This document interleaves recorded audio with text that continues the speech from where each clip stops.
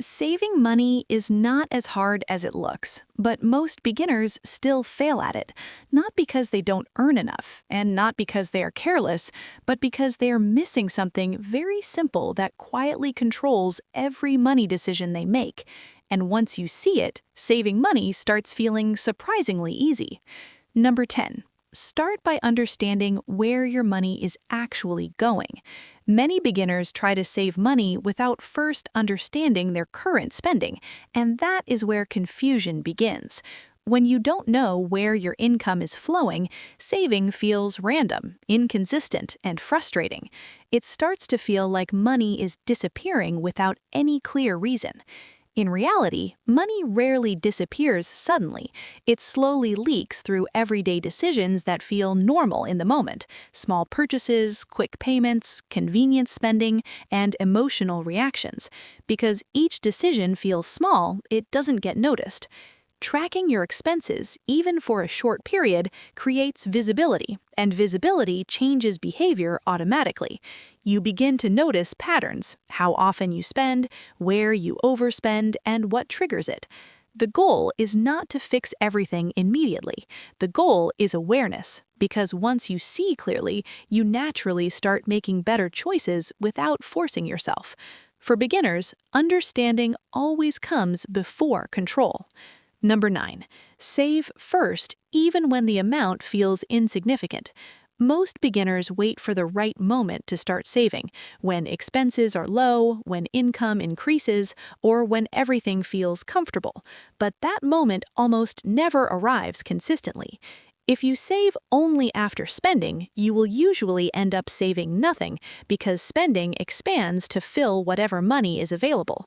Saving first changes the entire structure. Even a very small amount creates a boundary. It tells your mind that saving is not optional, it is part of your routine. The amount does not matter in the beginning. What matters is repetition.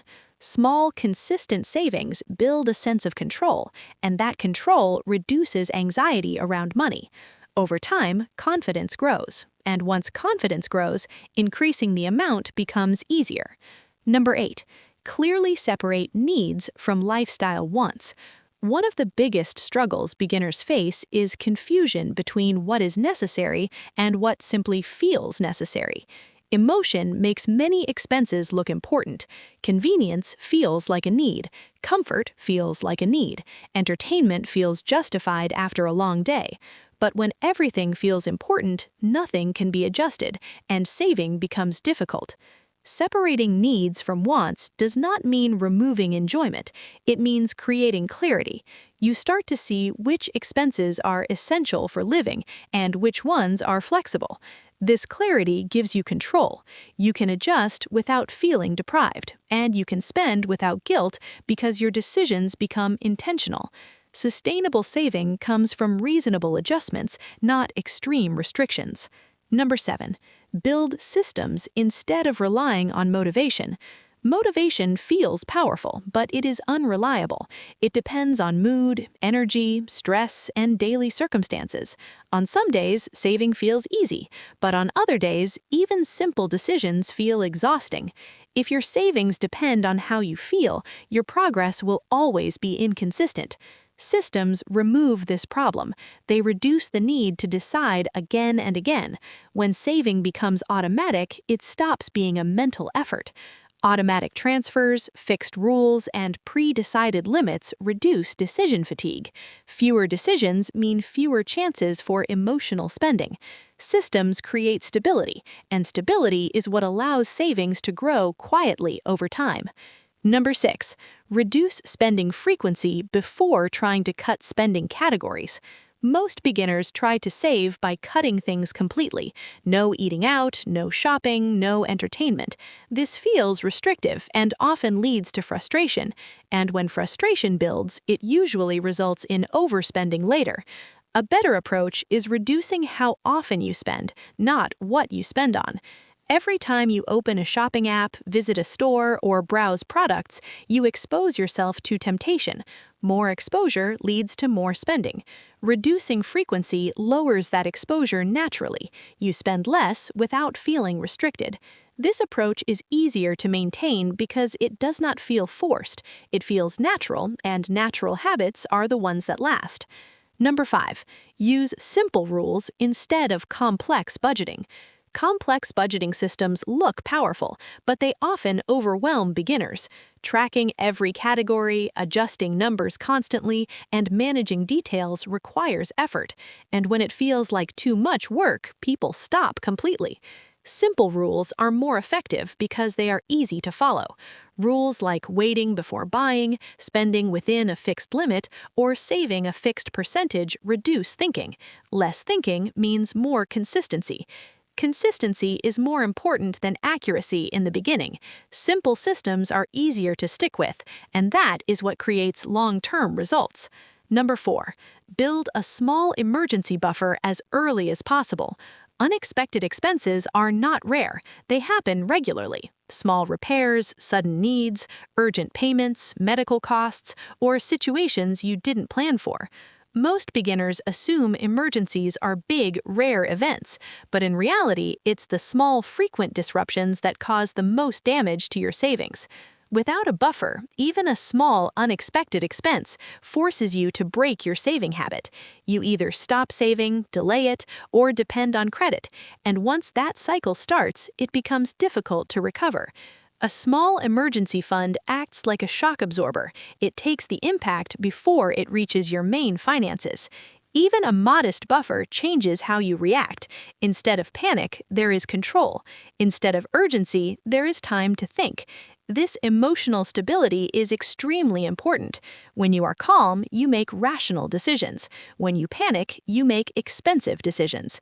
An emergency buffer is not just about money, it's about protecting your consistency. It ensures that one bad day does not destroy months of good habits. It also gives you confidence to continue saving without fear of interruption. You are no longer afraid of the next unexpected expense because you know you can handle it. Start small, but start early, because the presence of a buffer is more important than its size in the beginning. Number 3, reduce waste before trying to increase income. Many beginners believe they need to earn more before they can save, but this belief delays progress and creates a feeling of helplessness. Waiting for higher income keeps you stuck because your habits remain unchanged. In reality, a significant amount of money is often lost through waste that goes unnoticed. Unused subscriptions that continue charging quietly, memberships you no longer use, impulse purchases made in the moment, items bought out of boredom, or groceries that expire before being used. These are not big mistakes individually, but together they create a constant drain. The problem is not lack of income, it's lack of awareness. When you start identifying and removing waste, money immediately becomes available without any extra effort. This process does not require sacrifice. You are not removing things that add real value to your life. You are only eliminating what is unnecessary. This makes the process feel easy and sustainable. Another important shift happens here. When you stop wasting money, you start respecting it more. You become more mindful of where it goes. This awareness carries into future decisions, reducing new waste before it even happens. Increasing income is powerful, but if waste is not controlled, higher income will also disappear in the same way. That is why reducing waste is the fastest and most practical starting point for beginners. Number 2, keep savings physically and mentally separate. When your savings and spending money are in the same place, it becomes easy to mix them. During emotional moments like stress, boredom, or celebration, it becomes very easy to dip into savings. Separation creates distance, and distance creates control. Even a small barrier, like a different account or limited access, gives you time to think before using that money. That pause is powerful. It prevents impulsive decisions, and protected savings grow faster because they are not constantly disturbed. Number 1, redefine success as consistency, not perfection. Many beginners quit because they make mistakes and feel like they failed. But perfection is unrealistic. Life is unpredictable, and expenses will happen. If you expect perfection, you will feel discouraged very quickly.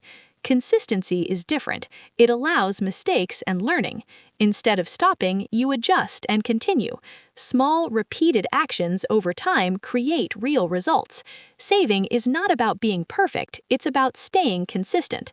Bonus tip: track behavior, not just numbers. Numbers show what happened, but behavior explains why it happened. You might see your balance drop, but without understanding your actions, nothing changes. Tracking behavior helps you notice triggers: when you spend, why you spend, and what you feel before spending. This awareness creates control without pressure. You don't need to blame yourself, you just need to understand yourself. And once you understand your patterns, better decisions start happening naturally. If you want to save money as a beginner, choose one habit from this and practice it consistently instead of trying to change everything at once. Comment which step you are committing to this week.